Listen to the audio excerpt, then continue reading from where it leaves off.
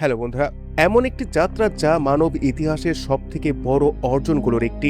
এমনই একটি যাত্রা যা আমাদের ছোট এই নীল পৃথিবী থেকে তুলে নিয়ে গিয়েছে সৌরজগতের সেই বিশাল রহস্যের দরজাতে, যেখানে বাতাসের গতি শব্দের গতিকেও হার মানায়, যেখানে মাটি পাথর নয় বরং গ্যাস দিয়ে তৈরি, আর যেখানে কিছু চাঁদের বরফের নিচে লুকিয়ে থাকা জলের মধ্যে হয়তো এলিয়েন জীবনের আশ্রয় হতে পারে।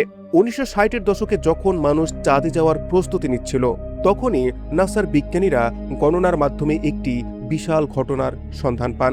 এটি একটি মহাজাগতিক অ্যালাইনমেন্ট যা প্রতি 176 বছরে মাত্র একবার ঘটে। সেই সময় বৃহস্পতি, শনি, ইউরেনাস এবং নেপচুন এমনভাবে সরলরেখায় আসছিল যে যদি ঠিক সময়ে মহাকাশযান উৎক্ষেপণ করা হয় তাহলে একটি গ্রহের মহাকর্ষকে স্লিংশট হিসেবে ব্যবহার করে পরের গ্রহে পৌঁছানো সম্ভব হবে। ফলে বহু বছরের যে যাত্রা সেটি কমে দাঁড়াবে মাত্র কয়েক মাসে। এটি ছিল গ্র্যান্ড ট্যুরের শুরু, এই একটি মিশনে যা চিরতরে বদলে দিয়েছে আমাদের মহাবিশ্বকে দেখার দৃষ্টিভঙ্গি। আজকের এই ভিডিওতে আমরা বিস্তারিতভাবে শুনব নাসার 4টি ঐতিহাসিক মিশনের গল্প, ভয়েজার, গ্যালিলিও, ক্যাসিনি এবং জুনো মিশনের সম্পর্কে। জানবো তাদের কঠিন সংগ্রাম আর দেখব সেই সব আবিষ্কার যেগুলো আমাদের ভাবতে বাধ্য করেছে আমরা কি সত্যি এই মহাবিশ্বে একা আছি। তাই সিট বেল্ট বেঁধে নিন, কারণ এই যাত্রা হতে চলেছে দীর্ঘ, বিপজ্জনক এবং রোমাঞ্চে ভরপুর। প্রথমে ভয়েজার প্রোগ্রাম, যেটির গ্র্যান্ড ট্যুরের সূচনা করেছিল। গল্পে শুরু হয় 1977 সালে, যখন নাসার দুটি যমজ মহাকাশযান ভয়েজার 1 এবং ভয়েজার 2-কে মহাকাশের গভীরে পাঠিয়ে দিয়েছিল। মজার ব্যাপার হলো ভয়েজার 2-কে ভয়েজার 1-এর আগেই উৎক্ষেপণ করা হয়েছিল, কারণ তার কক্ষপথ অনেকটা দীর্ঘ ছিল। তাকে যেতে হতো ইউরেনাস এবং নেপচুন পর্যন্ত। অন্যদিকে ভয়েজার 1-কে অনেকটি পথে পাঠানো হয়েছিল, যেন সে যত দ্রুত সম্ভব বৃহস্পতি ও শনিতে পৌঁছে শনির সবথেকে বড় চাঁদ টাইটানকে আরো কাছ থেকে পর্যবেক্ষণ করতে পারে। 1979 সালের মার্চে যখন ভয়েজার 1 বৃহস্পতির কাছে পৌঁছায়, তখন সে যে ছবিটি পাঠায় তা দেখে পুরো পৃথিবী স্তম্ভিত হয়ে যায়, কারণ তার আগে পর্যন্ত আমরা বৃহস্পতিকে কেবল অস্পষ্ট একটি দাগ হিসেবেই দেখতাম। কিন্তু ভয়েজার দেখালো বৃহস্পতির বায়ুমণ্ডল শান্ত নয় বরং ভয়ঙ্কর ঝড় ও অস্থিরতায় ভরা। সবথেকে বড় চমক আসে তখন যখন নাসার নেভিগেশন ইঞ্জিনিয়ার লিন্ডা মোরাবিটো বৃহস্পতির উপগ্রহ আয়োর একটি ছবিতে অদ্ভুত এক খোলা অংশ দেখতে পান। প্রথমে মনে হচ্ছিল হয়তো আয়োর পেছনে লুকিয়ে থাকা কোনো চাঁদ এটি হতে পারে, কিন্তু পরে যখন বিশ্লেষণ করা হয় তখন আসল ঘটনা সামনে আসে। আসলে এটি ছিল আয়োর পৃষ্ঠ থেকে বেরিয়ে আসা বিশাল এক আগ্নেয়গিরির ধোঁয়া, যা মহাকাশে প্রায় 300 কিলোমিটার উপর পর্যন্ত উঠছিল। এই আবিষ্কার ছিল ঐতিহাসিক, কারণ তার আগে বিজ্ঞানীরা মনে করতেন পৃথিবী ছাড়া বাকি সব মহাজাগতিক বস্তু ঠান্ডা ও নিষ্ক্রিয়। কিন্তু আয়ো প্রমাণ করল বৃহস্পতির মহাকর্ষ তার উপগ্রহগুলোতে এত শক্তভাবে চেপে ধরে যে তাদের ভেতরে প্রচণ্ড তাপের তৈরি হয়। এই প্রক্রিয়াকেই বলা হয় টাইডাল হিটিং। ভয়েজারই প্রথম বৃহস্পতির চারপাশে একটি পাতলা রিং সিস্টেমকে আবিষ্কার করে। যদিও তা শনির রিংয়ের মতো দৃশ্যমান নয়, তবু এটি প্রমাণ করে যে গ্যাসজায়ান্ট গ্রহগুলোর চারপাশে রিং থাকা খুবই সাধারণ একটি ঘটনা হতে পারে। ভয়েজারে আমাদের বৃহস্পতির গ্রেট রেড স্পটের কাছ থেকে ছবি তুলে দেখায়। এটি এমন এক বিশাল ঝড় যার ভেতরে সহজে কয়েকটি পৃথিবী ঢুকে যেতে পারে। এই ঝড়টি ঘড়ির কাঁটার বিপরীত দিকে ঘুরে, যেখানে বাতাস প্রতি ঘন্টায় 400 কিলোমিটারের বেশি। যখন ভয়েজার শনি গ্রহে গিয়ে পৌঁছায়, তখন সে আবিষ্কার করল যে শনির রিং আসলে শক্ত কোনো ডিস্ক নয়, বরং এটি হাজার হাজার ছোট ছোট রিংলেট দিয়ে তৈরি, যেগুলো বরফ ও পাথরের অসংখ্য টুকরোর একটি সমষ্টি। ভয়েজার 1 শনির উপগ্রহ টাইটানেও গিয়েছিল, কিন্তু সেখানে গিয়ে বিজ্ঞানীরা হতাশ হন, কারণ টাইটানের বায়ুমণ্ডল এতটাই ঘন এবং কমলা রঙের ছিল যে ক্যামেরা তার ভেতরে কিছুই দেখতে পায়নি। ফলে টাইটানের পৃষ্ঠ দেখতে বিজ্ঞানীদের পরবর্তী মিশনের জন্য অপেক্ষা করতে হয়। তবে ভয়েজার 2 শনির অন্য উপগ্রহগুলোতে অবিশ্বাস্য কিছু জিনিস দেখতে পায়, যেমন মে মাসে একটি বিশাল গর্ত যা দেখতে অনেকটা স্টার ওয়ার্সের ডেথ স্টারের মতো, আর এনসেলাডাস ছিল অস্বাভাবিক উজ্জ্বল ও সাদা, যা দেখে সন্দেহ জাগে হয়তো সেখানে নতুন করে বরফ জমছে এখন। ভয়েজার মিশনের সবথেকে সুন্দর দিক ছিল এর গোল্ডেন রেকর্ড। দুটি মহাকাশযানে লাগানো হয়েছিল সোনার প্রলেপ দেওয়া তামার একটি ডিস্ক, যেখানে পৃথিবীর বিভিন্ন শব্দ, ৫৫টি ভাষায় শুভেচ্ছা বার্তা এবং সঙ্গীত সংরক্ষণ করা হয়েছিল। যদি ভবিষ্যতে কোনো এলিয়েন সভ্যতা এই মহাকাশযানকে খুঁজে পায়, তাহলে তারা যেন জানতে পারে আমরা কারা ছিলাম আর কোথা থেকে এসেছি। এরপরে গ্যালিলিও মিশন। এটি ছিল প্রতিকূলতার বিরুদ্ধে একটি জয়। ভয়েজারের ফ্লাইবাই আমাদের শুধু একটি ঝলক দেখিয়েছিল, কিন্তু সেখানে দীর্ঘ সময় থেকে বিস্তারিতভাবে গবেষণা করা এখন কিন্তু বিজ্ঞানীদের জন্য দরকার হয়ে পড়েছিল। আর এর জন্য বিজ্ঞানীরা অরবিটার পাঠানোর পরিকল্পনা করেন। আর সেই লক্ষ্য থেকেই নাসা তৈরি করেছিল গ্যালিলিও মিশন, যেটা 1989 সালে স্পেস শাটেল অ্যাটলান্টিসের মাধ্যমে উৎক্ষেপণ করা হয়। গ্যালিলিওর যাত্রা মোটেও কিন্তু সহজ ছিল না, কারণ বৃহস্পতির দিকে যাওয়ার পথে যখন তার মূল এন্টিনা থেকে পৃথিবীতে ডাটা পাঠানোর কথা, তখন সেটি পুরোপুরি খুলতে পারেনি, অর্ধেকেই আটকে গিয়েছিল। এটি ছিল মিশনের জন্য একটি বিশাল বড় সংকট, কারণ হাইগেন এন্টেনা ছাড়া হাজার হাজার হাই রেজলিউশন ছবি পাঠানো প্রায় অসম্ভব ছিল। কিন্তু নাসার ইঞ্জিনিয়াররা কিন্তু হার মানেননি। তারা স্পেসক্রাফটের কম্পিউটারকে নতুনভাবে প্রোগ্রাম করে ডেটা কম্প্রেস করার নতুন পদ্ধতি তৈরি করেন, যাতে ছোট এন্টিনা দিয়েও কাজ চালানো যায়। আর এই বুদ্ধি ও ইঞ্জিনিয়ারিং দক্ষতার কারণেই গ্যালিলিও শেষ পর্যন্ত তার মিশন সফলভাবে সম্পূর্ণ করতে পেরেছিল। বৃহস্পতিতে পৌঁছানোর আগেই গ্যালিলিও ইতিহাস তৈরি করে। 1994 সালে শুমেকার লেভিন 9 নামের একটি ধূমকেতু বৃহস্পতির মহাকর্ষে ভেঙে টুকরো টুকরো হয়ে সরাসরি বৃহস্পতিতে আঘাত করে। গ্যালিলিও ছিল একমাত্র মানব নির্মিত বস্তু যে এই সংঘর্ষকে সরাসরি দেখেছিল। পৃথিবী থেকে আমরা কেবল সংঘর্ষের পরের দাগগুলোকেই দেখতে পেয়েছিলাম। গ্যালিলিও দেখায় কিভাবে বিশাল বিস্ফোরণ ঘটেছিল এবং বৃহস্পতির মেঘের মধ্যে কয়েক মাস ধরে কালো দাগ রয়ে গিয়েছিল। এতে বিজ্ঞানীরা বুঝতে পারেন, যদি বৃহস্পতি না থাকতো, তাহলে এমন ধূমকেতু হয়তো পৃথিবীতেই আঘাত করত। এই কারণে আমাদের এই বৃহস্পতিকে আমাদের সৌরজগতের ভ্যাকিউম ক্লিনার বলা হয়। 1995 সালের ডিসেম্বরে গ্যালিলিও বৃহস্পতির বায়ুমণ্ডলে একটি ছোট অ্যাটমসফিয়ারিক প্রোব পাঠায়। এটি ঘন্টায় প্রায় 1,00,000 মাইল গতিতে প্রবেশ করে এবং 57 মিনিট পর্যন্ত ডাটা পাঠায়, যতক্ষণ না বৃহস্পতির ভয়ঙ্কর চাপ ও তাপে গলে যায়। এই প্রোব জানায় যে বৃহস্পতির মেঘে জলের পরিমাণ তুলনামূলক কম এবং সেখানে বাতাসের গতি নিচের দিকে কমে না, বরং আরও বেড়ে যায়। এর মানে হলো বৃহস্পতির ঝড় ও বাতাস শুধু উপরের স্তরেই নয়, এর ভেতরের যে তাপ তার থেকেও শক্তি পাচ্ছে। কিন্তু গ্যালিলিওর সবথেকে বড় উত্তরাধিকারী হচ্ছে ইউরোপা। গ্যালিলিও বহুবার ইউরোপার উপর দিয়ে উড়ে যায় এবং দেখতে পায় যে তার পৃষ্ঠের ক্রেটারের সংখ্যা খুবই কম। এর অর্থ সেই পৃষ্ঠ পুরনো নয় এবং এটি ক্রমাগত পরিবর্তন হচ্ছে। ম্যাগনেটিক ফিল্ড ডাটা নিশ্চিত করে যে ইউরোপার বরফের নিচে একটি বিদ্যুৎ পরিবাহী তরল রয়েছে, যা সম্ভবত বিশাল এক লবণাক্তক সমুদ্র।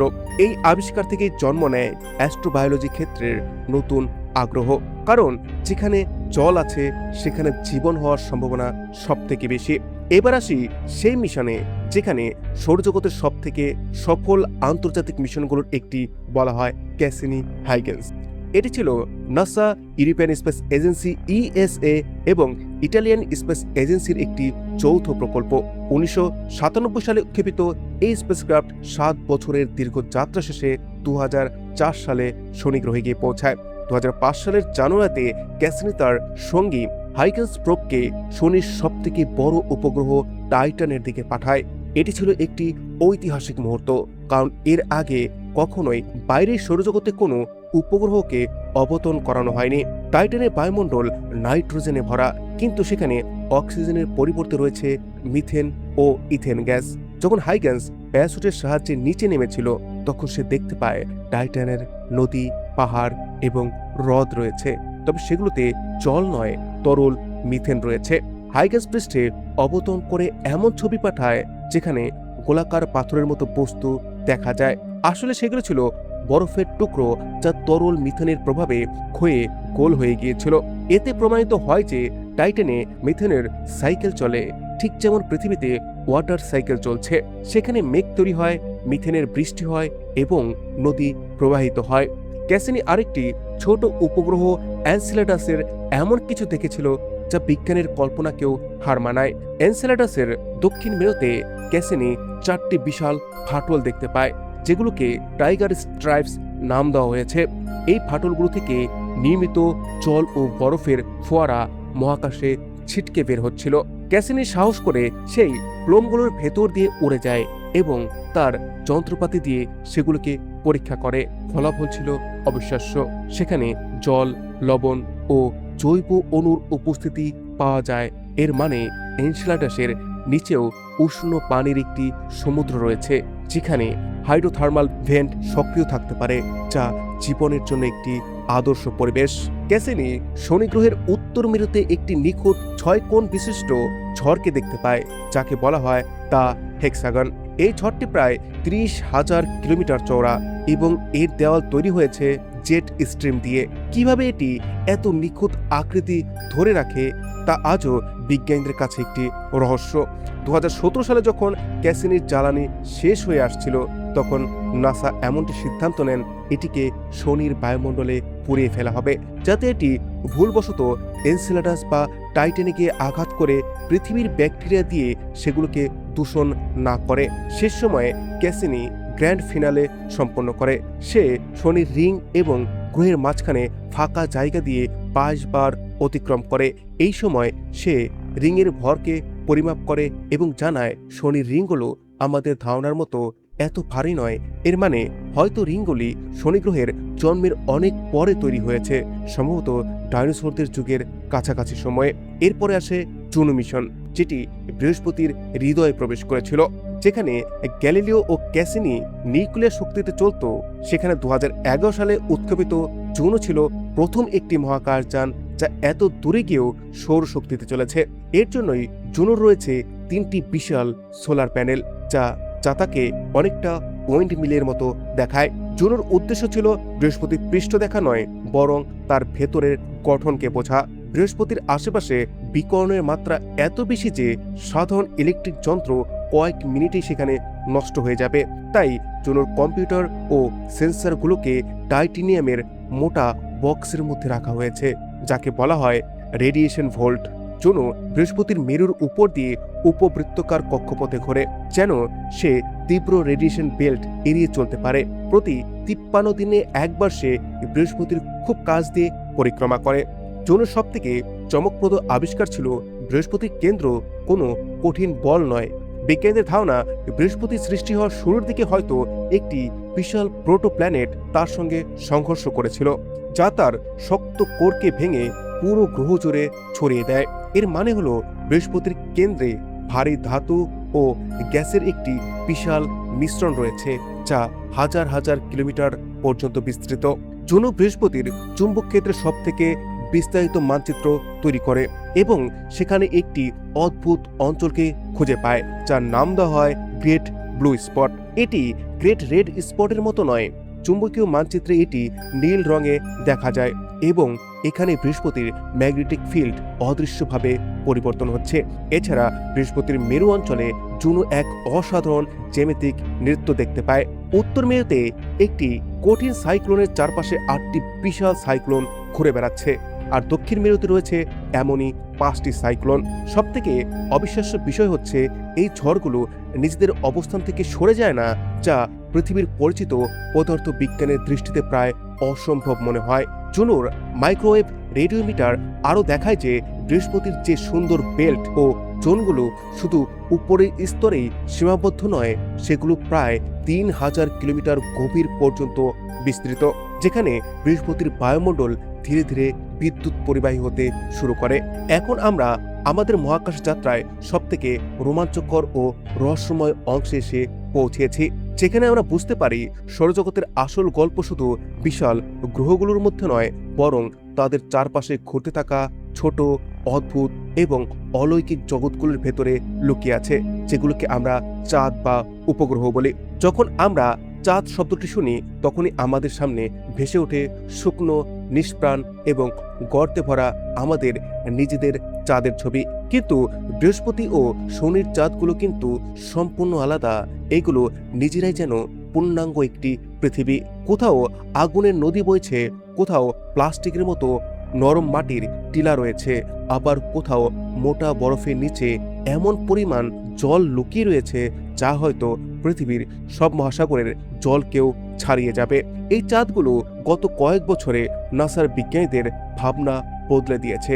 কারণ আগে যখন জীবনের খোঁজ করা হতো শুধুমাত্র গোল্ডিলক্স জোনে, অর্থাৎ সূর্যের এমন এক দূরত্বে যেখানে জল তরল অবস্থায় থাকতে পারে, এখন সেই উপগ্রহগুলো আমাদের শিখিয়েছে যে সূর্যের আলো ছাড়াও গভীর অন্ধকার ও হিমশীতল পরিবেশে শুধু গ্রহের মহাকর্ষ থেকে তৈরি তাপের সাহায্যেও জীবন টিকে থাকতে পারে।